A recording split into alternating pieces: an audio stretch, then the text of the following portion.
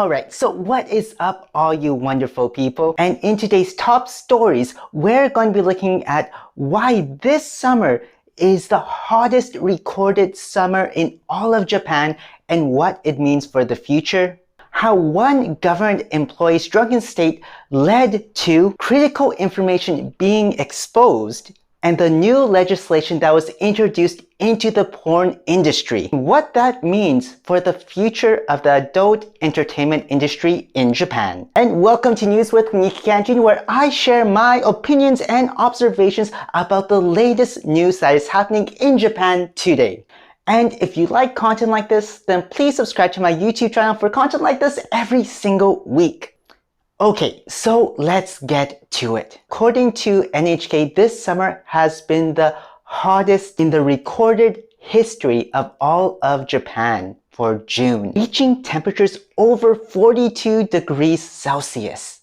Now, of course, the government has urged people to keep hydrated and to use air conditioning whenever you can and whenever you are indoors. But the question then becomes, how feasible is that as rising costs of electricity are going across Japan right now? You see these rates increasing. So is it realistic? And will people follow this government advice? Not only that, but in my experience, even if you're indoors, the temperature is usually set at 27 degrees. So whether you're inside a restaurant, whether you're inside a mall, I think that temperature is still way too hot.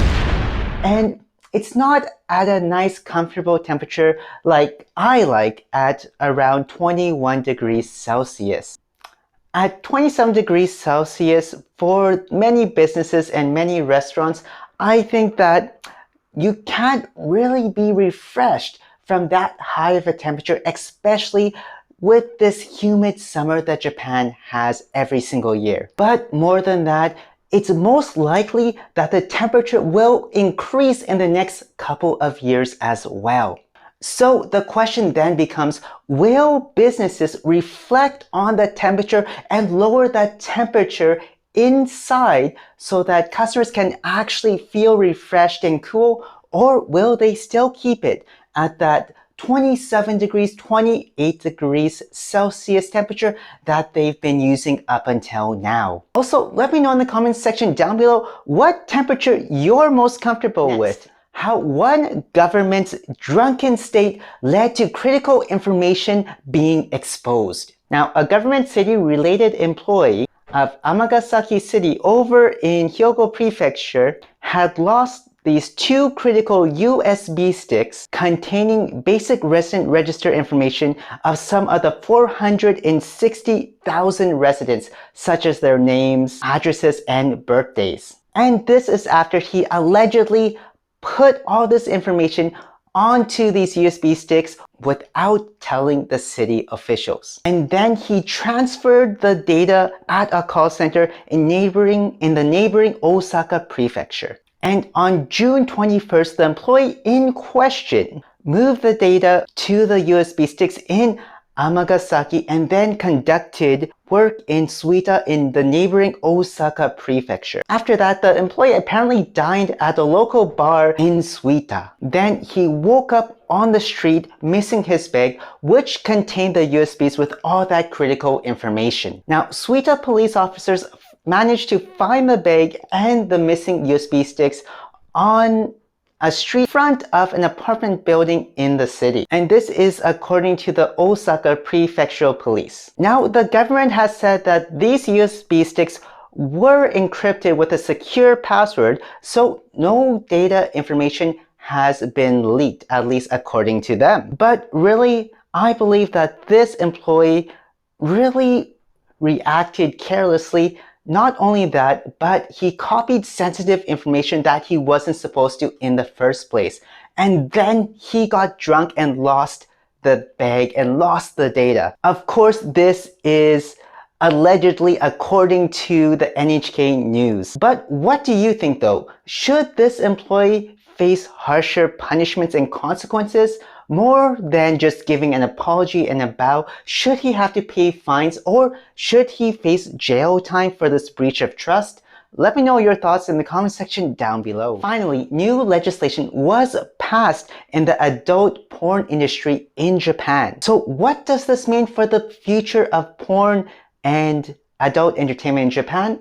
Well, let's go check that out. So on June 15th, a bill to prevent young people from being exploited in pornographic productions was passed into law, making a step to end abuse of those involved in the adult film industry. Now, according to this new law, people who agree to appear in pornographic content, they're allowed to terminate their contracts at any time before the film's release without any kind of conditions, as well as they can do this up to a year afterward as well. However, as a special measure, a review of 2 years will be placed right now as this legislation is just getting started. And if this contract is terminated, that means that the video production company, they have to delete all of the content regarding that actor or actress. And not only that, but they can't claim any form of compensation from those people that opt out of their contract. And in addition, according to this mandate, a month must pass after signing the contract and starting filming. And then 4 months between filming of the video and its public release must be introduced.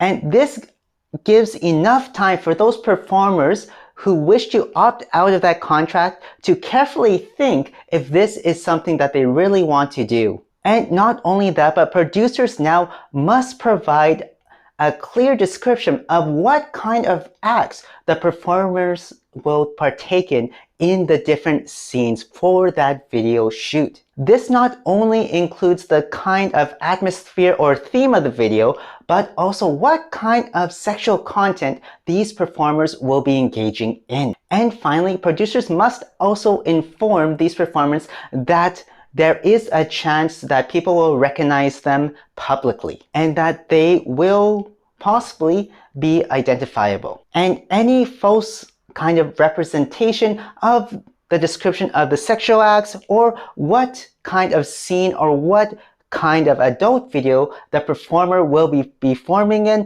will result in a hefty fine of up to 3 million yen for an individual or up to 100 million yen for a corporation. Not only that though, but they could also be facing 3 years in jail. So personally, I believe that this is a right step in stopping the exploitation of adult performers in the industry. And traditionally, the adult industry in Japan has some shady dealings, so this is definitely a step up. Not only that, but it actually forces these adult entertainment companies to have some kind of ethical standard that must be upheld. That is, if they want to continue doing business. But what do you think? Should this industry be more free?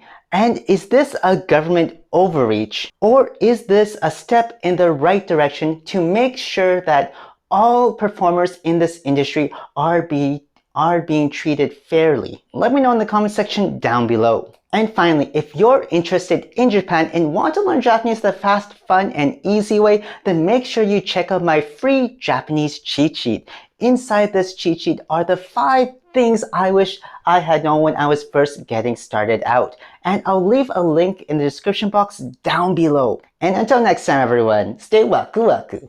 Also, if you enjoyed this video, then make sure you check out this other video about the 5 things that you should never ever do in Japan.